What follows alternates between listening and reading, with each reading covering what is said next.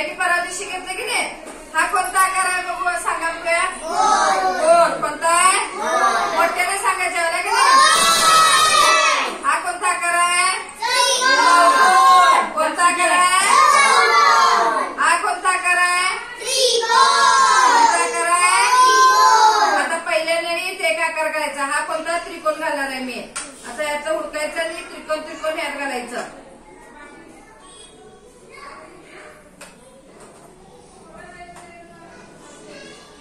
हा त्यानंतर गोल गोल घालायचे.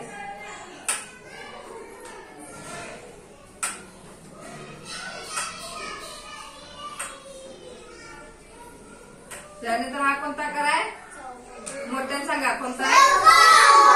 शेवटचा याच्यात चौकोन घालायचा.